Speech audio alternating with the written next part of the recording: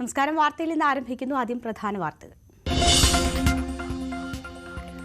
അയോധ്യയിൽ ആശയക്കുഴപ്പം തീരാതെ കോൺഗ്രസ്. ക്ഷേത്ര ഉദ്ഘാടനത്തിൽ പങ്കെടുക്കേണ്ടെന്ന് കേരള ബംഗാൾ ഘടകങ്ങൾ. എതിർപ്പറിയിച്ച് മമതയും നിതീഷും ലാലുവും.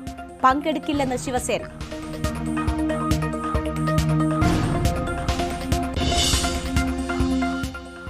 കണ്ണീരോടെ തമിഴകം. വിജയകാന്തിന് അന്ത്യാഞ്ജലി അർപ്പിച്ച ആയിരങ്ങൾ. സംസ്കാരം നാളെ വൈകിട്ട് ചെന്നൈയിൽ.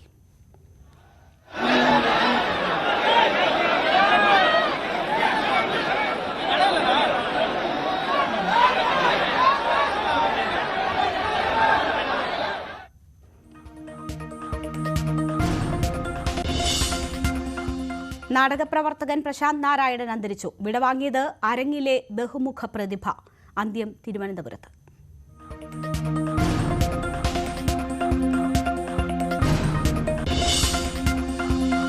ശസ്ത്രക്രിയയ്ക്കിടെ വയറ്റിൽ കത്രിക കുടുങ്ങിയ കേസിൽ കുറ്റപത്രം സമർപ്പിച്ചു. 2 ഡോക്ടർമാരും നഴ്സുമാരും പ്രതികൾ. 300 പേജുള്ള കുറ്റപത്രത്തിൽ 60 സാക്ഷികൾ.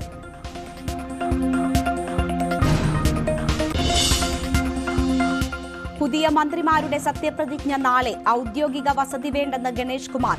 പോരിനിടെ ഗവർണറും മുഖ്യമന്ത്രിയും ഒരേ വേദിയിലേക്ക്.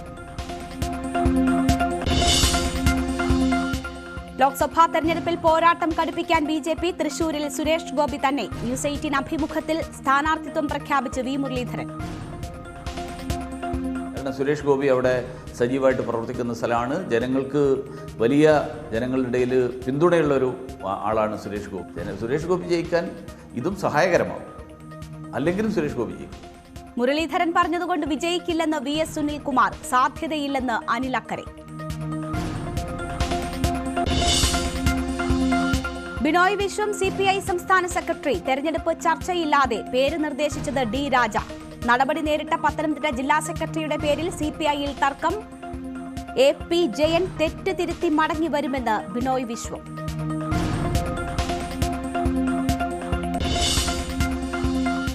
ക്യുസാറ്റ് ദുരന്തത്തിന് കാരണം സംഘാടനത്തിലെ വീഴ്ച. രജിസ്ട്രാർക്കും പ്രിൻസിപ്പലിനും പിഴവെന്ന് സിൻഡിക്കേറ്റ് ഉപസമിതി റിപ്പോർട്ട്. അധ്യാപകരടക്കം 7 പേരിൽ നിന്ന് വിശദീകരണം തേടും. റിപ്പോർട്ട് തള്ളി എംപ്ലോയീസ് യൂണിയൻ.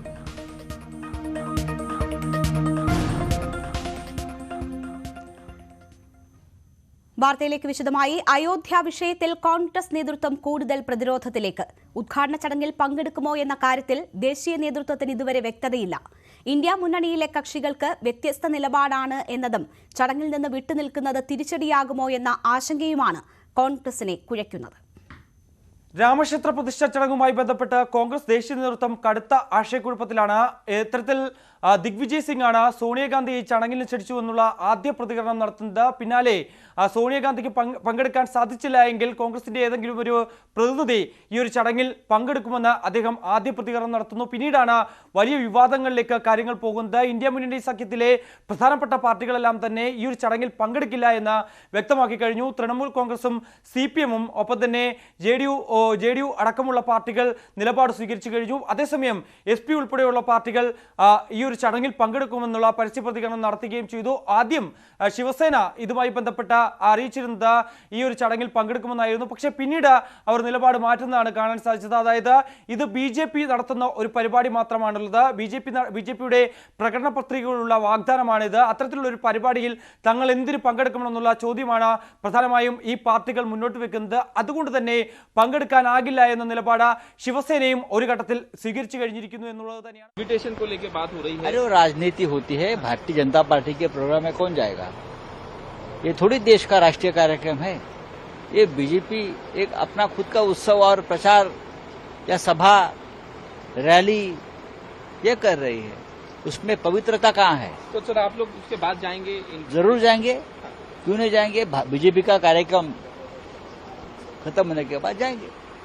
പക്ഷേ ഇക്കാര്യത്തിൽ കൃത്യമായ മറുപടി നൽകാൻ കോൺഗ്രസ് ദേശീയ നേതൃത്വത്തിന് ഇതുവരെയും സാധിച്ചിട്ടില്ല. കഴിഞ്ഞ ദിവസം ജനറൽ സെക്രട്ടറി KC വേണുഗോപാൽ ഇതുമായി ബന്ധപ്പെട്ടുള്ള ചോദ്യത്തിന് കൃത്യമായ മറുപടി നൽകാതെ BJPയുടെ അജണ്ടയിൽ വീഴില്ല എന്നുള്ള മറുപടി മാത്രമാണ് നൽകിയത്. ഇന്ന് അയോധ്യ വിഷയത്തിൽ കോൺഗ്രസിലെ ആശയക്കുഴപ്പം ഏറ്റവും പ്രതിസന്ധിയിലാക്കുന്നത് കേരളത്തിലെ കോൺഗ്രസ് നേതൃത്വത്തെയാണ്. ചടങ്ങിൽ നിന്ന് വിട്ടുനിൽക്കണമെന്നാണ് കേരള നേതാക്കളുടെ പൊതു അഭിപ്രായമെങ്കിലും ദേശീയ നേതൃത്വം വ്യക്തത വരുത്താത്തതിനാൽ അഭിപ്രായം പറയാനാവുന്നില്ല. വിശ്വാസികളുടെ പാർട്ടിയാണെന്നതും CPM-നെ പോലെ അഭിപ്രായം പറയാനാവില്ല എന്നതുമാണ് കേരള നേതാക്കളുടെ പ്രതിരോധം. അയോധ്യ വിഷയത്തിൽ കോൺഗ്രസിന്റെ ദേശീയ നേതൃത്വം നേരിടുന്ന അസാധാരണ പ്രതിസന്ധി കേരള ഘടകത്തെയും സാരമായി തന്നെ ബാധിച്ചിട്ടുണ്ട്. പങ്കെടുക്കേണ്ടതില്ല എന്നാണ് സംസ്ഥാന നേതൃത്വത്തിന്റെ തീരുമാനമെങ്കിലും അത് പരസ്യമായി പ്രഖ്യാപിക്കാൻ നേതാക്കൾ മടിക്കുകയാണ്. കേരള പ്രദേശ് കോൺഗ്രസ് കമ്മിറ്റി അല്ല, അത് അവിടെ തീരുമാനിക്കും. പക്ഷേ ചില നേതാക്കളെങ്കിലും വിഷയത്തിൽ രൂക്ഷമായ ഭാഷയിൽ തന്നെ നിലപാട് വ്യക്തമാക്കി രംഗത്തെത്തിയിട്ടുണ്ട്. ഒരു കാരണവശാലും അതിൽ പങ്കെടുക്കരുതെന്നാണ് കേരളത്തിലെ പാർട്ടി നേതൃത്വത്തിന്റെ തീരുമാനം. കോൺഗ്രസ് എല്ലാ കാലത്തും എല്ലാ മതങ്ങളെയും വിശ്വാസങ്ങളെയും ഉൾക്കൊണ്ടുകൊണ്ട് എല്ലാവരെയും ചേർത്ത് പിടിച്ച് മുന്നോട്ട് പോയ ഏക മതേതര രാഷ്ട്രീയ പ്രസ്ഥാനമാണ്. ആ പ്രസ്ഥാനത്തിന് ഇതിലപ്പുറം മറ്റൊരു നിലപാട് സ്വീകരിക്കാൻ സാധ്യമല്ല. വിഷയത്തിൽ ദേശീയ നേതൃത്വത്തോട് കൃത്യമായി നിലപാട് അറിയിച്ചിട്ടുണ്ടെന്ന് ചില നേതാക്കൾ പറയുമ്പോഴും തന്നോട് ഈ വിഷയത്തിൽ നിലപാട് ആരാഞ്ഞിട്ടില്ലെന്നാണ് KPCC അധ്യക്ഷൻ വ്യക്തമാക്കുന്നത്. ഇപ്പോൾ കോൺഗ്രസിന് പാർട്ടിക്കുള്ളിലും ഇന്ത്യ മുന്നണിയിലെ കക്ഷികളുമായിട്ടും കൂടിയാലോചിച്ച് ഉചിതമായൊരു തീരുമാനം പാർട്ടിയുടെ ദേശീയ നേതൃത്വം സ്വീകരിക്കും.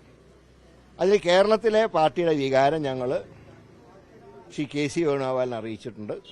ഞങ്ങൾ KPCCയോട് അഭിപ്രായം ചോദിച്ചാൽ KPCC അഭിപ്രായം പറയും. ഇത് പറയേണ്ടുന്നത് ഞങ്ങളല്ല, അതിനെക്കുറിച്ച് പറയേണ്ടത് അഖിലേന്ത്യാ കോൺഗ്രസ് കമ്മിറ്റിയാണ്. നിങ്ങൾ ഡൽഹി പോയി ചോദിക്കുക. വിവാദങ്ങളിൽ നിന്ന് ഒഴിഞ്ഞുമാറി വിഷയത്തിൽ പ്രതികരിക്കാതെ പ്രതിപക്ഷ നേതാവ് മടങ്ങി.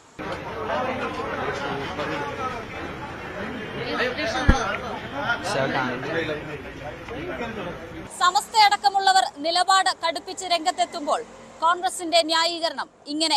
CPM-ന് മതവിശ്വാസമില്ല, അപ്പൊ CPM-ന് ഇഷ്ടമായിട്ട് എളുപ്പത്തെ ഒരു തീരുമാനം എടുക്കാം. കോൺഗ്രസിനകത്ത CPM-ന്റെ ഐഡിയോളജി അല്ല, BJP-യുടെ ഐഡിയോളജിയും അല്ല. നമ്മൾ ഹിന്ദുത്വയെ ഒരു രാഷ്ട്രീയ ഡോക്ട്രിനായിട്ട് കാണുന്നു. അത് ഹിന്ദു മതത്തിനെ ബന്ധപ്പെട്ട ഒരു വിശ്വാസമല്ല ഹിന്ദുത്വം. അതുകൊണ്ട് ഞങ്ങൾ CPM-ഉം അല്ല, ഞങ്ങൾ BJP-യും അല്ല. ഞങ്ങൾക്ക് ഞങ്ങളുടെ സ്വന്തം തീരുമാനം എടുക്കാൻ നിങ്ങൾ സമയം തരും. ലോക്സഭാ തെരഞ്ഞെടുപ്പ് അടുത്തിരിക്കെ വിഷയത്തെ കരുതലോടെ കൈകാര്യം ചെയ്യാനാണ് സംസ്ഥാന നേതൃത്വത്തിന്റെ തീരുമാനം. ഐശ്വര്യാനിൽ, News 18, തിരുവനന്തപുരം. രാമക്ഷേത്ര പ്രതിഷ്ഠാ ചടങ്ങിൽ CPI പങ്കെടുക്കില്ലെന്ന് CPI ദേശീയ ജനറൽ സെക്രട്ടറി D. രാജ. CPIയുടെ നിലപാട് വ്യക്തമാണെന്നും രാഷ്ട്രീയവും മതവും കൂട്ടിച്ചേർക്കേണ്ടതില്ലെന്നും D. രാജ പറഞ്ഞു. ഇതാണ് BJP-യും RSS-ഉം ചെയ്യുന്നത്. മതവും രാഷ്ട്രീയവും കൂട്ടിക്കലർത്തുന്നത് ഭരണഘടനയ്ക്കെതിരാണ്. അവരാണ് രാഷ്ട്രീയം കളിക്കുന്നത്. മതാടിസ്ഥാനത്തിൽ ജനങ്ങളെ വേർതിരിക്കാൻ ശ്രമിക്കുന്നുവെന്നും D. രാജ തിരുവനന്തപുരത്ത് പറഞ്ഞു. Our position is in tune with the Constitution of India. Our Constitution makes it very clear. Politics and religion should not be mixed. And citizens have their own right to follow any faith, pursue any faith, follow any religion. But the religion and politics should not be mixed. What BJP is trying to do, what RSS is trying to do, mix the parliament, politics with religion. This, we think it is violative of the constitutional positions. Binoy വിശ്വത്തെ CPI സംസ്ഥാന സെക്രട്ടറിയായി തെരഞ്ഞെടുത്തു. സംസ്ഥാന കൌൺസിലിലാണ് തീരുമാനം. General secretary D. രാജയാണ് Binoy വിശ്വത്തിന്റെ പേര് നിർദ്ദേശിച്ചത്. നിർദ്ദേശം സംസ്ഥാന കൌൺസിൽ ഏകകണ്ഠമായി അംഗീകരിച്ചു. ചർച്ചയില്ലാതെയാണ് സെക്രട്ടറിയെ തെരഞ്ഞെടുത്തത്. പാർട്ടി നടപടി നേരിട്ട പത്തനംതിട്ട ജില്ലാ സെക്രട്ടറി AP ജയന്റെ പേരിൽ CPI-യിൽ തർക്കം. അനധികൃത സ്വത്ത് സമ്പാദന പരാതിയിൽ AP ജയനെതിരായ നടപടിയിൽ സംസ്ഥാന കൌൺസിൽ അംഗങ്ങൾ വിയോജിപ്പ് പ്രകടിപ്പിച്ചു. ജയന്റെ ഭാഗം കേൾക്കാതെയാണ് നടപടിയെന്ന വിമർശനം ഉയർന്നതിനെ തുടർന്ന് ജയനെ ഇന്നത്തെ സംസ്ഥാന കൌൺസിലിലേക്ക് വിളിച്ചു വരുത്തുകയായിരുന്നു. അച്ചടക്ക നടപടി കൌൺസിൽ നടപ്പാക്കി. AP ജയൻ തെറ്റ് തിരുത്തി മടങ്ങി വരുമെന്ന് പ്രതീക്ഷിക്കുന്നതായി സംസ്ഥാന സെക്രട്ടറി ബിനോയ് വിശ്വം പറഞ്ഞു. ജീവിതത്തെപ്പറ്റിയുള്ള പാർട്ടി കാഴ്ചപ്പാടിന് വ്യത്യസ്തമായി ചില തെറ്റുകൾ കാണിച്ച സഹാബിന് പാർട്ടിയുടെ ഭരണഘടന പറയുന്ന പ്രകാരമുള്ള ശിക്ഷയുണ്ടായത്. അദ്ദേഹത്തിന് തിരഞ്ഞെടുക്കപ്പെട്ട എല്ലാ സ്ഥാനത്തു നിന്നും നീക്കം ചെയ്തു. അവിടെ പുതിയൊരു കമ്മിറ്റി ചുമതലയേൽക്കും. അതൊരു പാർട്ടി കാര്യമാണ്. പത്തനംതിട്ടയിലെ കമ്മ്യൂണിസ്റ്റ് പാർട്ടിക്ക് മുന്നോട്ട് പോകാനുള്ള കാര്യങ്ങൾ തീരുമാനിച്ചിട്ടുണ്ട്. സഖാവ് ജയനെ പാർട്ടി എന്നേക്കുമായി തള്ളിപ്പറയുകയല്ല, തിരുത്തലിന് വേണ്ടിയുള്ള ഒരു വഴിയൊരുക്കുകയാണ്. തിരുത്തി ആ സഖാവ് ഉത്തമ കമ്മ്യൂണിസ്റ്റായി വരുമെന്നും വരണമെന്നും കമ്മ്യൂണിസ്റ്റ് പാർട്ടി ആഗ്രഹിക്കുന്നു. ക്യാപ്റ്റന് വിട.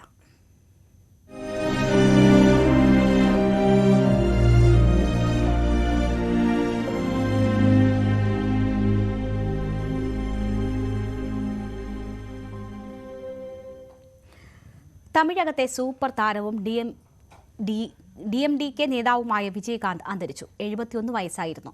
ശ്വാസതടസ്സമടക്കമുള്ള അസുഖങ്ങളെ തുടർന്ന് 2 ആഴ്ചയായി ആശുപത്രിയിൽ ചികിത്സയിലായിരുന്നു. ഗിണ്ടിയിൽ സ്വകാര്യ ആശുപത്രിയിൽ പ്രവേശിപ്പിച്ച വിജയകാന്തിന് കോവിഡ് സ്ഥിരീകരിച്ചിരുന്നു. സംസ്ഥാന ബഹുമതികളോടെയാകും സംസ്കാര ചടങ്ങുകൾ നടക്കുക.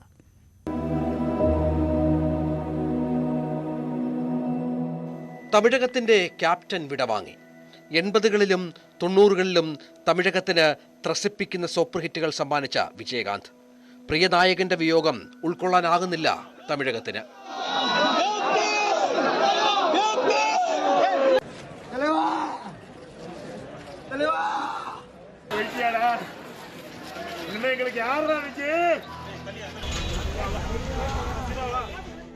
വെള്ളിത്തിരയിലെ താരത്തെ ജനക്ഷേമം വൃതമാക്കിയ നേതാവിനെ അവസാനമായി ഒരു നോക്ക് കാണാൻ അണപൊട്ടി ഒഴുകുകയാണ് ആരാധകർ.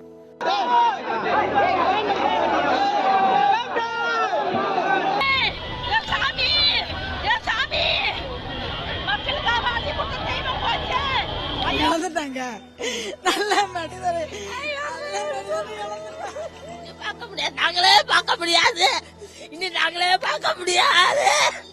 எங்களை பிடிச்சு போச்சு.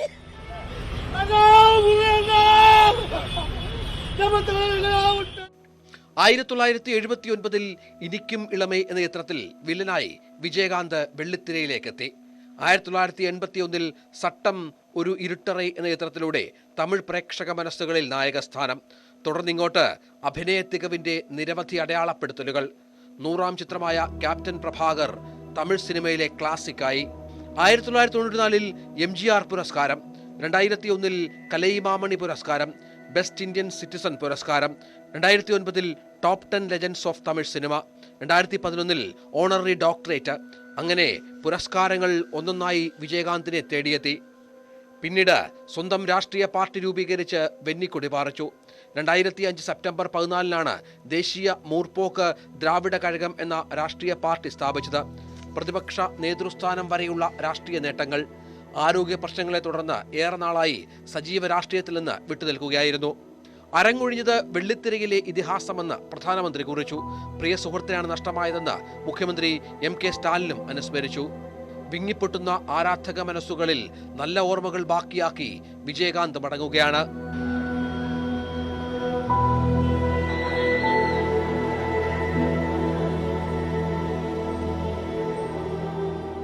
സംസ്ഥാന ബഹുമതികളോടെ നാളെയാണ് സംസ്കാര ചടങ്ങുകൾ. News desk, news 18. നാടകപ്രവർത്തകൻ പ്രശാന്ത് നാരായണൻ അന്തരിച്ചു. 51 വയസ്സായിരുന്നു. ഛായാമുഖി, മഹാസാഗരം തുടങ്ങി പ്രശസ്ത നാടകങ്ങൾ അരങ്ങിലെത്തിച്ചു. അവശനായതിനെ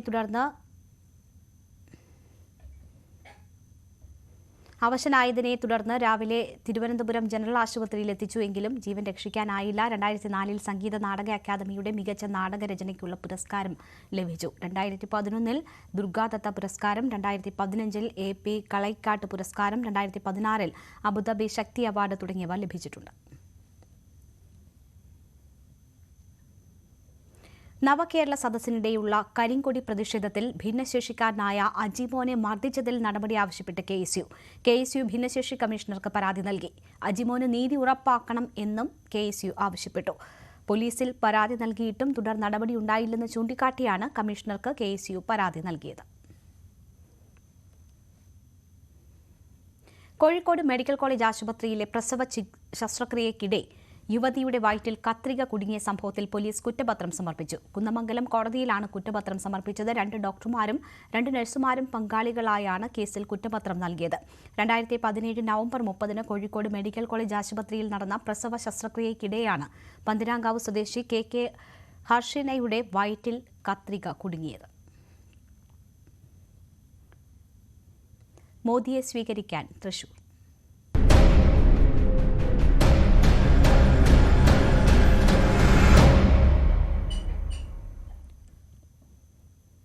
തൃശൂരിലെത്തുന്ന പ്രധാനമന്ത്രിക്ക് മുന്നിൽ മിനി പൂരം ഒരുക്കാൻ പാറമേക്കാവ് ദേവസ്വം.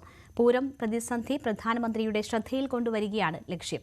ജനുവരി 3 റോഡ് ഷോ സമയത്ത് പൂരം ഒരുക്കാൻ ദേവസ്വം സുരക്ഷാ അനുമതി തേടി. അനുമതി ലഭിച്ചാൽ 15 ആനകളെ അണിനിരത്തി പൂരം നടത്തും. പ്രിയങ്ക ഗാന്ധിയുടെ പേരുൾപ്പെടുത്തി ഇഡിയുടെ കുറ്റപത്രം.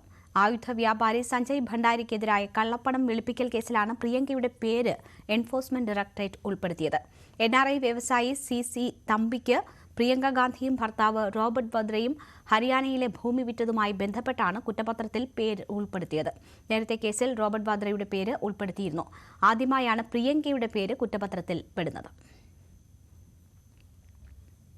നാഗ്പൂരിലെ മഹാറാലിയോടെ കോൺഗ്രസിന്റെ തെരഞ്ഞെടുപ്പ് പ്രചാരണങ്ങൾക്ക് തുടക്കമായി.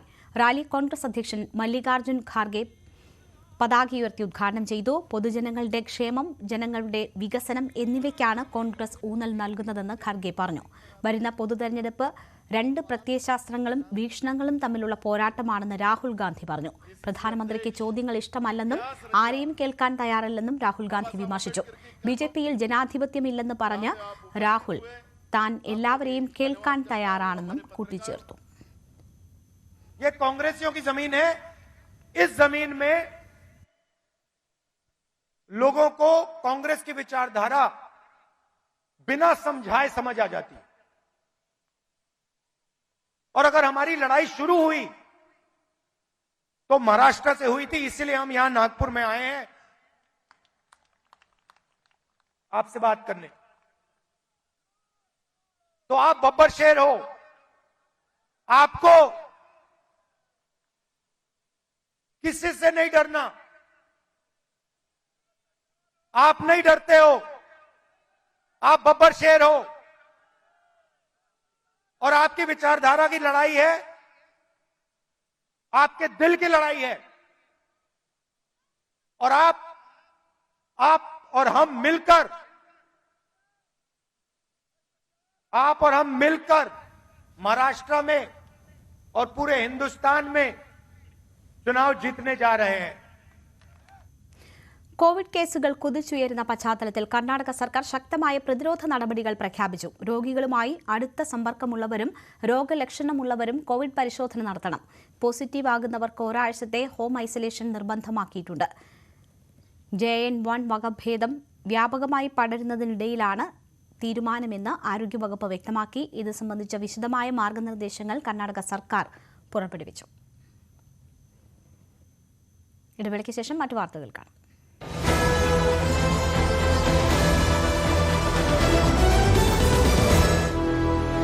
KSFE ഡയമണ്ട്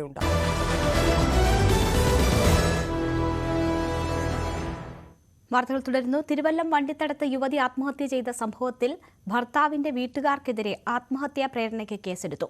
ഇത് സംബന്ധിച്ച് റിപ്പോർട്ട് കോടതിക്ക് കൈമാറി. ഭർത്താവ് നൌഫലിനെയും അമ്മയെയും ഉടൻ ചോദ്യം ചെയ്യും. ഇവർ ഒളിവിലാണെന്നാണ് പോലീസ് പറയുന്നത്. വണ്ടിത്തടം സ്വദേശി ഷഹന ചൊവ്വാഴ്ചയാണ് സ്വന്തം വീട്ടിൽ ആത്മഹത്യ ചെയ്തത്. നൌഫൽ കുഞ്ഞിനെ ബലപ്രയോഗത്തിലൂടെ എടുത്തുകൊണ്ട് പോയതിന് പിന്നാലെയായിരുന്നു ആത്മഹത്യ.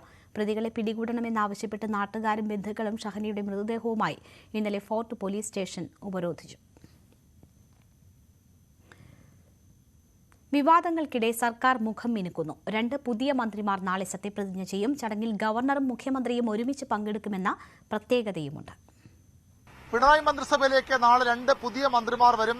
KP ഗണേഷ് കുമാറും രാമചന്ദ്രൻ കടന്നപ്പള്ളിയും. രണ്ടുപേരും മന്ത്രിമാരെന്ന നിലയിൽ നേരത്തെ പരിചയമുള്ളവരാണ്. 2006 VS അച്യുതാനന്ദൻ സർക്കാരിലും 2016 പിണറായി സർക്കാരിലും മന്ത്രിയായിരുന്നു രാമചന്ദ്രൻ കടന്നപ്പള്ളി. അതിനു മുമ്പേ മന്ത്രിസഭയിലെത്തിയ ആളാണ് KP ഗണേഷ് കുമാർ. 2001 ഉമ്മൻചാണ്ടി മന്ത്രിസഭയിൽ ഗതാഗത മന്ത്രിയായിരുന്നു. 2011 ഉമ്മൻചാണ്ടി മന്ത്രിസഭയിൽ സിനിമാ വനം വകുപ്പ് മന്ത്രിയായിരുന്നു KP ഗണേഷ് കുമാർ. രണ്ടുപേരും 3ാം തവണ മന്ത്രിമാരായി നാളെ സത്യപ്രതിജ്ഞ ചെയ്യും.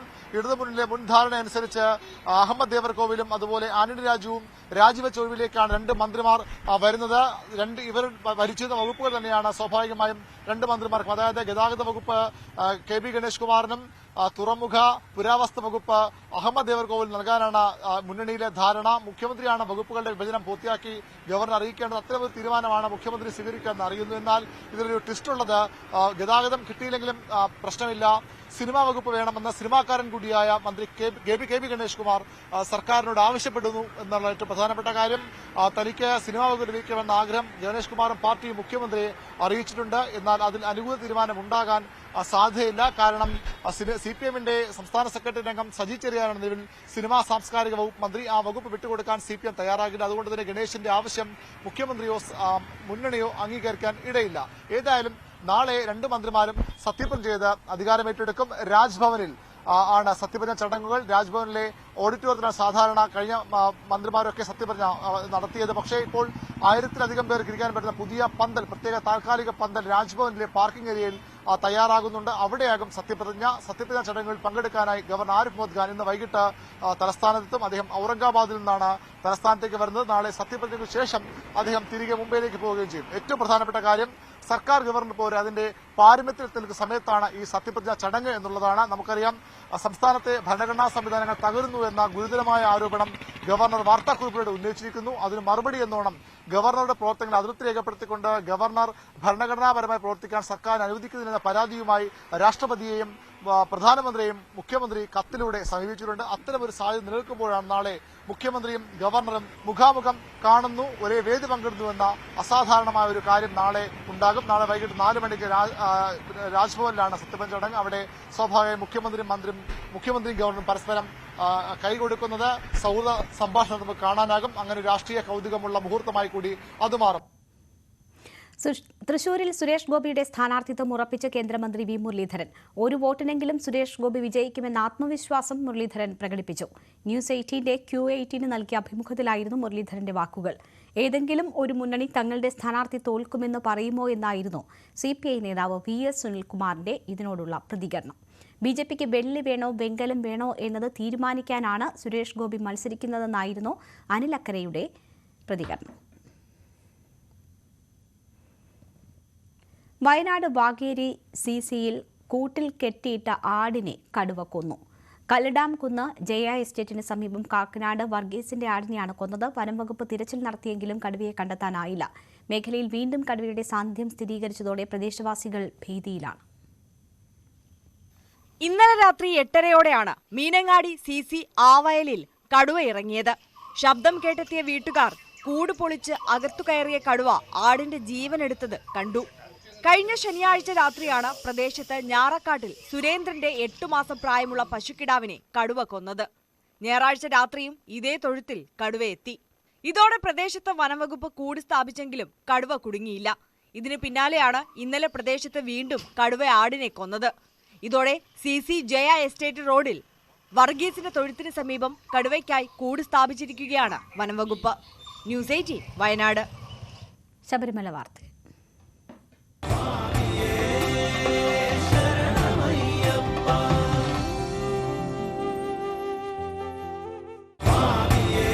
ശബരീശ ദർശനം നിങ്ങൾക്കായി സമർപ്പിക്കുന്നത് വ്രതശുദ്ധിയുടെയും നന്മയുടെയും നാളുകൾ പരിശുദ്ധമാക്കാം മിൽമയ്ക്കൊപ്പം. മിൽമ, കേരളം കണികണ്ടുണരുന്ന നന്മ. മകരവിളക്ക് ഉത്സവത്തിനായി ഡിസംബർ 30 വൈകിട്ട് ശബരിമല നട തുറക്കും. ജനുവരി 15 മകരവിളക്ക്. അന്ന് വെളുപ്പിന് 2:46 മകരസംക്രമ പൂജ നടക്കും. പതിവ് പൂജകൾക്ക് ശേഷം വൈകിട്ട് 5 നട തുറക്കും. 19 ശരംകുത്തിയിലേക്ക് എഴുന്നള്ളത്ത്. ജനുവരി 20 വരെ ഭക്തർക്ക് ദർശനത്തിനുള്ള സൗകര്യമുണ്ടായിരിക്കും. ഇന്നത്തെ സ്വർണം, വെള്ളി, പ്ലാറ്റിനം നിരക്കുകൾ. തരകൻസ് റോയൽ ജ്വല്ലറി ഇന്നത്തെ സ്വർണ്ണവില ബ്രോട്ട് യു ബൈ പൈതൃകത്തിന്റെ പൊന്നിന് പുതുമയുടെ മുദ്രണം. Tharakans royal jewellery, Kunnamkulam. സ്വർണം ഗ്രാമിന് 5870 രൂപ, പവന് 46,960 രൂപ, വെള്ളി ഗ്രാമിന് 81 രൂപ, കിലോയ്ക്ക് 81,000 രൂപ, പ്ലാറ്റിനം ഗ്രാമിന് 3525 രൂപ. തരകൻസ് റോയൽ ജ്വല്ലറി ഇന്നത്തെ സ്വർണ്ണവില ബ്രോട്ട് യു ബൈ പൈതൃകത്തിന്റെ പൊന്നിന് പുതുമയുടെ മുദ്രണം. Tharakans royal jewellery, Kunnamkulam. വാർത്തയിൽ ഇന്ന് പൂർണ്ണമാകുന്നു. കൂടുതൽ വാർത്തകൾക്കും വിശദാംശങ്ങൾക്കും malayalam.news18.com സന്ദർശിക്കുക.